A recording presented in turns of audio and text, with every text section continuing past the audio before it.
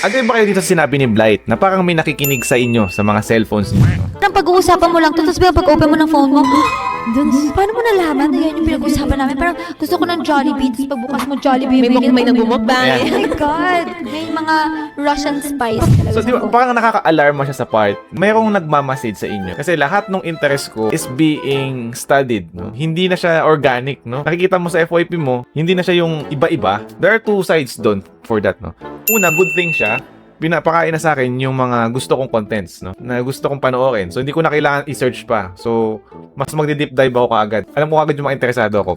Ang bad side lang, syempre, pagka nagsha-shopping ka, parang pina-force na ng algorithm na panoorin mo yung mga videos na yun. The more ka tuloy nagiging impulse buyer. Nasa cellphone na nga tayo lahat eh. Pati ba naman yung ginagawa mo, may nag-i-scan. So, basahin ko ibang comments dito ng mga netizens about that, no? Sabi ng joke ko kada nag-aaway kami, break agad. Tapos pagka-open ko ng FB or ng TikTok, puro sad post. Ako lang ba? Oh, di ba?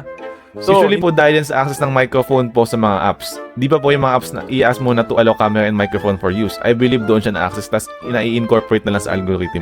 Oh, that's a good insight, no? So, continuous pala yung nakikinig ng algo dito, no? So, hindi rin pala safe talaga mag-allow. Pero pag di mo naman kasi inallow yung app na yun, hindi mo rin magamit minsan. O kaya naman, labas yung notifications na would you allow this, would you allow this? Kaya tuloy ina-allow ng ibang tao. Ito yung sinasabi nilang predictive advertising, frequency illusion, and data sharing.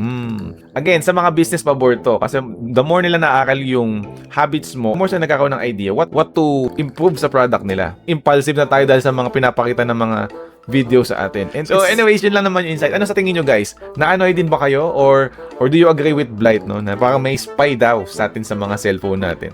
What do you guys think? Comment nyo sa baba kung ano yung say ninyo.